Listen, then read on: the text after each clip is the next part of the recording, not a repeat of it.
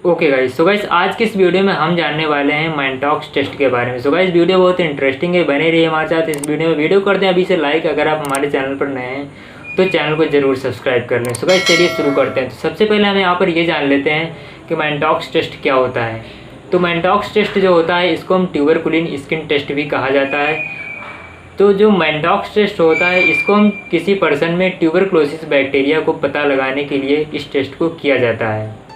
Mycobacterium tuberculosis जो कि TB का बैक्टीरिया होता है, इसको पता लगाने के लिए कई सारे टेस्ट उपलब्ध होते हैं, लेकिन जो मैनटॉक्स टेस्ट होता है ये सबसे पुराना टेस्ट है और ये सबसे अच्छा टेस्ट माना जाता है। इस टेस्ट के बारे में ऐसा माना जाता है कि जब कोई पर्सन माइकोबैक्टीरियम ट्यूबरक्लोसिस से इन्फेक्टेड होता है तो उसके बॉडी में जो इम्यून सेल्स होती हैं वो पैथोजन को पहचान करके उनके अगेंस्ट में तेज़ी से रिएक्ट होती हैं। इसलिए जब स्किन पर टेस्टिंग सॉल्यूशन डाला जाता है तो हमारी बॉडी पैथोजन की पहचान करती है और उसके अगेंस्ट में जो इम्यून सेल्स होती हैं उसके अगेंस्ट में तेज़ी से रिएक्ट करती हैं। और जो टेस्टिंग सॉल्यूशन होता है ये एक केमिकल सॉल्यूशन होता है जिसको हम प्यूरिफाइड प्रोटीन डेरिवेटिव कहा जाता है। टीबी की बीमारी हमारे बॉडी में विभिन्न रूपों में पाई जाती है, जैसे कि pulmonary TB, extra pulmonary TB और लेटेंट टीबी। पल्मोनरी टीबी में क्या होता है कि जो पैथोजन जो इन्फेक्शन करता है वो लंग्स में करता है, और जो एक्स्ट्रा पल्मोनरी टीबी होता है इसमें जो पैथोजन होता है वो लंग्स के चारों ओर एरिया में इन्फेक्शन करता है।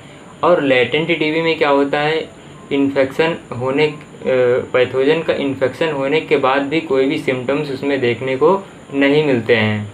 अब यहाँ पर जो नेक्स्ट बात आती है वो बात ये आती है कि मैनटॉक्स टेस्ट हम कब और क्यों करवाते हैं।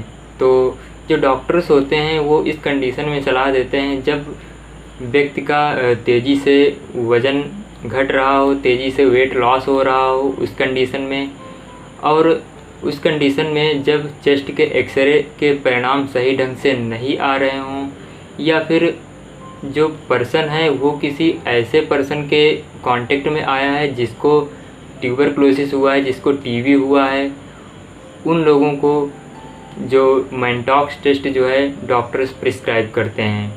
और नेक्स्ट यहाँ पर जो हेल्थ केयर वर्कर होते हैं वो अगर टीबी के पेशेंट के कांटेक्ट में आए हैं तो उनको भी मैनटॉक्स टेस्ट करवाने की सलाह दी जाती है।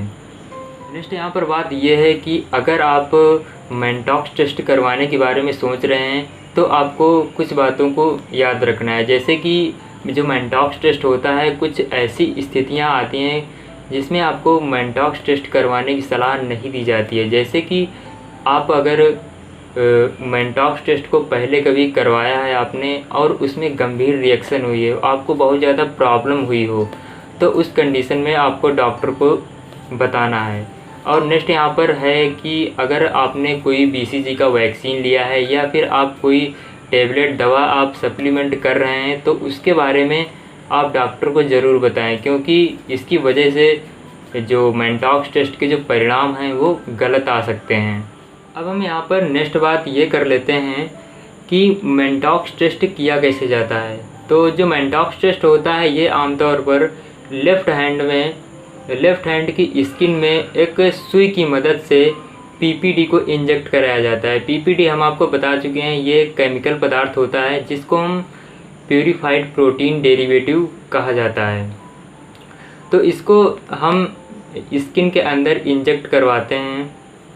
जिस एरिया में इंजेक्शन लगाया जाता है, यानी जिस एरिया में पीपीडी को इंजेक्ट करवाया जाता है, सबसे पहले उस एरिया को अच्छे से क्लीन करते हैं ताकि कोई भी इंजेक्शन लगाते समय कोई भी इन्फेक्शन ना हो पाए। तो इंजेक्शन लगाते समय पेशेंट को कुछ हल्का सा पेन भी हो सकता है जो कि कुछ ही समय में वो सही हो जाता है। इसके बावजूद इंजेक्शन लगाने के बाद यानी पीपीडी इंजेक्ट करवाने के बाद उस एरिया को हम ढकते नहीं हैं। जिस एरिया में पीपीडी को इंजेक्ट कराया जाता है उस एरिया में स्किन पर थोड़ा सा एक सूजन जैसी आ जाती है, बम्प बन जाता है जिसको हम वाइल बोलते हैं। तो इसके बाद मैनटॉक्स टेस्ट में जो आपका पीपीडी इंजेक्ट करवाया जाता है, इसके बाद परिणामों को जानने के लिए आपको 48 से 72 घंटे लगते हैं, क्योंकि इसमें डिलेड रिएक्शन होती है। 48 से 72 घंटे के बाद आपको डॉक्टर से मिलने के लिए कहा जाता है। अब यहाँ पर नेक्स्ट बात आती है ये कि मैनटॉक्स टेस्ट के रिजल्ट को कैसे देखा जाता है। तो जहाँ पर पीपीडी को इंजेक्ट कराया जाता है उस एरिया में सूजन को मिलीमीटर में मापा जाता है। उसी के अनुसार हम जो मैनटॉक्स टेस्ट का रिजल्ट हम डिसाइड करते हैं।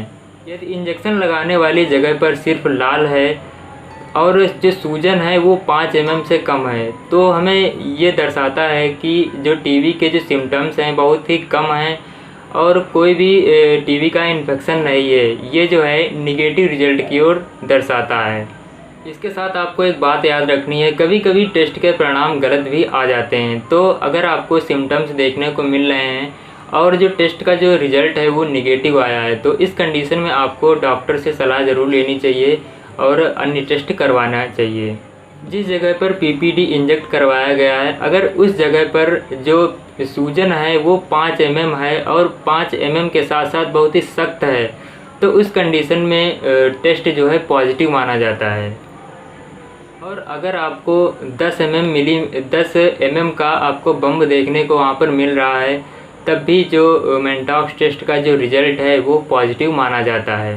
यदि आपके जहाँ पर पीपीडी इंजेक्ट करवाया गया था वहाँ पर 15 mm का बम्ब है, तो आपको याद रखना है कि जो टेस्ट का परिणाम है वो गलत भी आ सकता है, क्योंकि आपने हो सकता है बीसीजी का इंजेक्शन लिया हो या फिर जो टेस्टिंग का जो सॉल्यूशन है वो सही ढंग से नहीं लगाया हुआ हो या फिर कोई अन्य माइकोबैक्टीरियम का आपको इन्फेक्शन है, तो उस कंडीशन में जो परिणाम है वो गलत भी आ सकता है। तो इसे आपको जो है डॉक्टर से सलाह ज़रूर लेनी है। या फिर ये भी हो सकता है कि जो रिज़ल्ट का जो परिणाम है वो आपको सही से नहीं बताया गया हो, तो ये भी आपको याद रखना है।